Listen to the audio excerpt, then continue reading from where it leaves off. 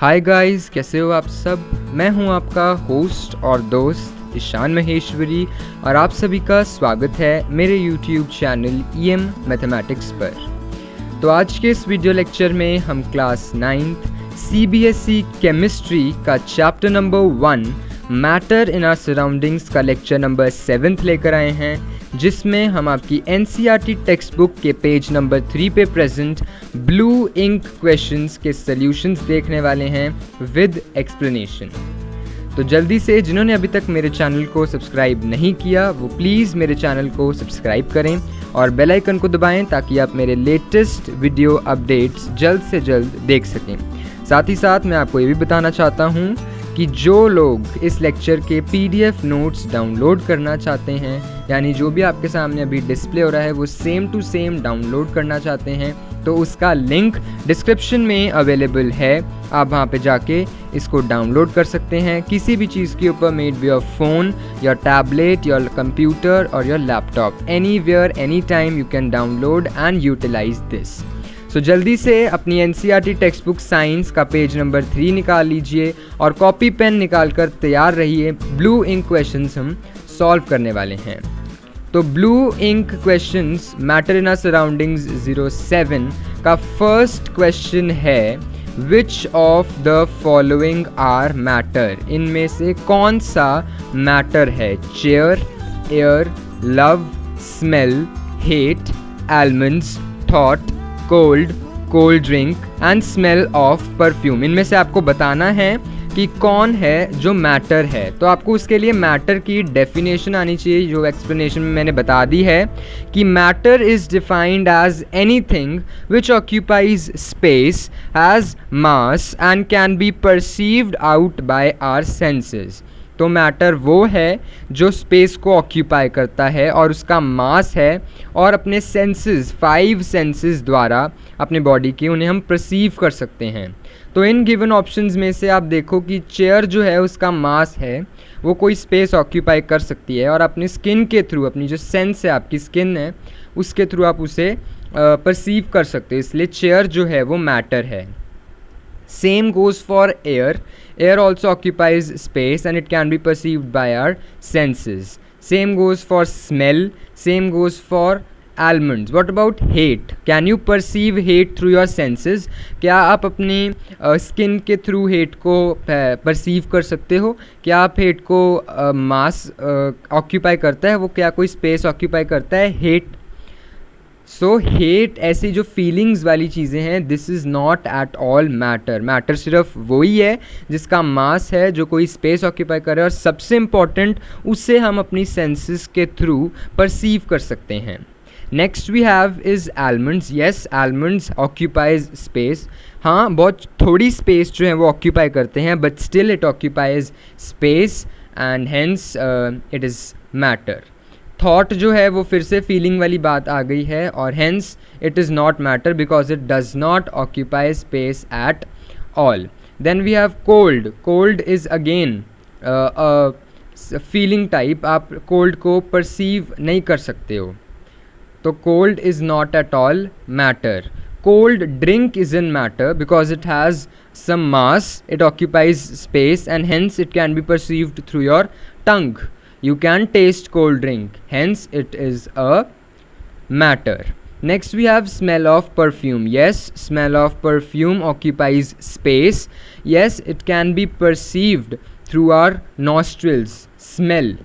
So hence smell of a perfume is also matter. तो सबसे पहले ये देख लीजिए कि क्या आप उन्हें परसीव कर सकते हो अपने सेंसेस द्वारा। अगर इसका आंसर हाँ है तो जल्दी से उसको आप टिक कर दीजिए कि ये येस एक मैटर है। तो आंसर में आपने ये लिखना है जो आपके सामने डिस्प्ले है। एक्सप्लेनेशन वाला पार्ट आपने नहीं लिखना, एक्सप्लेनेशन सिर्फ आपको एक्सप्लेन करने के लिए था। Now we come to the second question, और वो बहुत ही अच्छा क्वेश्चन है। You have to give the reasons for the following observation.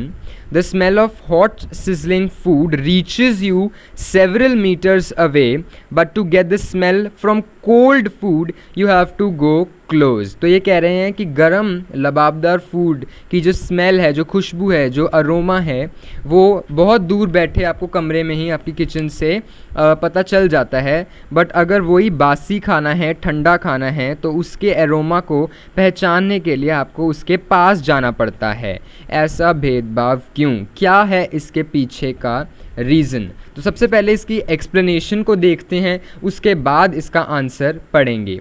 तो ये है इसकी एक्सप्लेनेशन। अब आपको मैंने particles are continuously moving, particles of matter are continuously moving में बताया था कि टेम्परेचर जो है वो डायरेक्टली प्रोपोर्शनल होता है मूवमेंट ऑफ पार्टिकल्स के, जो फर्दर डायरेक्टली प्रोपोर्शनल होता है काइनेटिक एनर्जी के, जो फर्दर डायरेक्टली प्रोपोर्शनल होता है द प्रोसेस ऑफ डिफ्यूजन के। डिफ्यूजन भी मैंने आपको सेपरेट लेक्चर में पढ़ाया हुआ है। तो इससे आपको क्या पता चलता है? जो हॉट सिजलिंग फूड है उसका टेम्परेचर ज़्यादा, अगर उसका टेम्परेचर ज़्यादा तो उसके मूवमेंट ऑफ पार्टिकल्स जो है वो भी ज़्यादा, और क्योंकि उसके मूवमेंट ऑफ पार्टिकल्स ज़्यादा इसलिए उसकी काइनेटिक एनर्जी भी पार्टिकल्स की ज़्यादा, और हैंस रेट ऑफ डिफ्यूजन भी ज़्यादा। इसलिए जो हॉट सिजलिंग फूड है उसके पार्टिकल्स का रेट ऑफ डिफ्यूजन बहुत ज़्यादा होता है, इसलिए वो जल्दी जल्दी से एक दूसरे के साथ डिफ्यूज़ करके आपके नाक के पास पहुंच जाती है। जबकि जो कोल्ड फूड होता है उसका टेम्परेचर कम तो मूवमेंट ऑफ पार्टिकल्स कम, मूवमेंट ऑफ पार्टिकल कम तो काइनेटिक एनर्जी ऑफ पार्टिकल्स भी कम, और हैंस डिफ्यूजन का रेट भी कम। अब क्योंकि डिफ्यूजन का रेट बहुत कम है इसलिए पार्टिकल्स जल्दी जल्दी इंटरमिक्स नहीं कर रहे हैं और हैंस आपके पास पहुंच नहीं पा रहे हैं। तो इसका बेसिक एक्सप्लेनेशन ये था। अब एग्जाम में आप आंसर में ये लिखोगे कि since hot sizzling food has temperature higher than cold food and at higher temperature diffusion rate, that is the movement of particles, is very fast, and hence due to this the smell of hot sizzling food reaches us from several meters away. So this was your question number 2, blue ink question, page number 3. Now we come to the third question. A diver is able to cut through water in a swimming pool. Which property of matter does this observation show?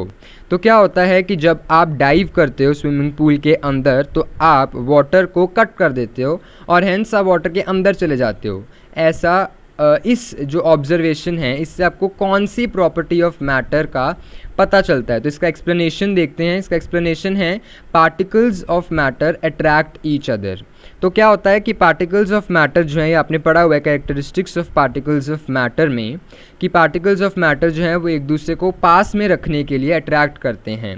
पानी में ये attraction थोड़ी कम होती है, gases में तो बिल्कुल ही कम होती है, और सॉलिड्स में सबसे ज़्यादा होती है। तो लिक्विड्स में क्या होता है, ये अट्रैक्शन की मदद से जब हम ऊपर से कोई फोर्स लगाते हैं, जैसे पानी के ऊपर उस डाइवर ने जंप मारी तो उसके ऊपर उसने फोर्स लगाया, इस फोर्सेस की वजह से ये जो पार्टिकल्स अट्रैक्ट कर रहे हैं ये एक पल के लिए एक दूसरे से दूर हो जाते हैं, और इसलिए हम पानी के बीच में से अपने आप को कट कर सकते हैं। इन शॉर्ट हम पानी को कट कर सकते हैं। तो ये थी इसकी एक्सप्लेनेशन। आंसर में आप लिखोगे कि if diver has the ability to cut through water in a swimming pool then it shows that the particles of matter have a kind of force working between them. ये force है, because of this force the particles of matter are remaining together till some external force is applied. तो जब तक तो पानी पे कोई external force apply नहीं किया तब तक पानी वैसे का वैसे ही है, बट जैसे ही डाइवर ने छलांग मारी, इन शॉर्ट एक्सटर्नल फोर्स को अप्लाई किया, वैसे ही एक पल के लिए पानी के जो पार्टिकल्स हैं जहाँ पे उसके ऊपर फोर्स लगा वहाँ से दूर हो गए, और hence the diver has the ability to cut through water. So this was the third question, blue ink question, page number 3. Now we come to the last question, question number 4. और ये सबसे easy question है, आपने पिछले जितने भी lectures हैं उनमें यही घिसी पिटी कहानी पढ़ी है इस question के बारे में कि what are the characteristics of particles of matter. First characteristic हमने पढ़ी थी कि particles of matter have spaces between them. और हमने इसका एग्जांपल ये दिया था कि जब भी आप सॉल्ट या शुगर जो है वो पानी में मिलाते हो तो पानी का वॉल्यूम इंक्रीज़ नहीं होता। तो एक्चुअली में होता क्या है कि सॉल्ट और शुगर पानी के बीच में जो प्रेजेंट एम्प्टी स्पेसेस हैं, जो वॉइड्स हैं, उसमें जाकर बैठ जाते हैं। इसका मतलब कि particles of matter have spaces between them. दूसरा था कि particles of matter are continuously moving. जो अगरबत्ती होती है पूजा रूम्स में यूज़ की जाती है, उसकी खुशबू जब आप उसे जगाते हो तो बहुत दूर दूर तक आती है। ऐसा क्यों होता है? ऐसा सिर्फ इसलिए ही होता है क्योंकि जो मैटर के पार्टिकल्स हैं वो कॉन्टीन्यूसली मूव कर रहे होते हैं। और इस टॉपिक के अंदर हमने एक छोटा सा इम्पॉर्टेंट टॉपिक पढ़ा था, वो था डिफ्यूजन के बारे में। फिर लास्ट प्रॉपर्टी हमने पढ़ी थी characteristics of particles of matter के अंडर, वो ये थी कि particles of matter have an attractive force between them which keeps them together. तो ये जो फोर्सेस हैं ये गैसेस में सबसे कम होते हैं, लिक्विड्स में थोड़े से होते हैं और सॉलिड्स में तो बहुत ही ज़्यादा होते हैं। तभी सॉलिड्स के जो पार्टिकल्स हैं एकदम चिपके चिपके रहते हैं, एकदम सॉलिड, एकदम वैसा होता है सॉलिड जैसे आप कह सकते हो। लिक्विड के पार्टिकल्स को हम तोड़ सकते हैं, अट्रैक्टिव फोर्स को हम तोड़ सकते हैं, और सेम गैसेस में तो अट्रैक्टिव फोर्स बहुत ज़्यादा कम होता है।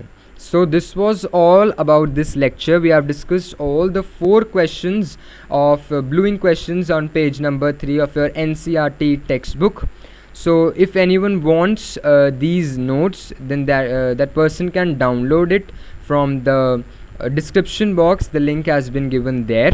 So that's all we have for us today. अगर अभी तक आपने मेरे चैनल को सब्सक्राइब नहीं किया है तो प्लीज़ मेरे चैनल को सब्सक्राइब करें और बेल आइकन को दबाएं ताकि आप मेरे लेटेस्ट वीडियो अपडेट्स जल्द से जल्द देख सकें। अगर ये सारे क्वेश्चंस आपको समझ में आए तो प्लीज़ आप इस वीडियो को लाइक ज़रूर करें, अपने फ्रेंड्स, फेलोमेट्स और क्लासमेट्स के बीच में शेयर ज़रूर करें, और हेंस अगर आपको कोई भी छोटे से छोटा डाउट है तो उसमें मन में ना रखें, उसे कमेंट सेक्शन में ज़रूर मेंशन करें। मैं आपके डाउट को 100% सेटिस्फैक्टरीली सॉल्व करने वाला हूँ। So that's all we have for us today. एक बार फिर से याद दिला दूँ तो इसके जो PDF नोट्स हैं उनका लिंक डिस्क्रिप्शन में अवेलेबल है। आप वहाँ पे जाके कहीं पे भी किसी भी टाइम पे किसी भी चीज़ के ऊपर इन्हें डाउनलोड कर सकते हैं और यूटिलाइज कर सकते हैं। So that's all we have for us today. Thank you and have a very nice day ahead.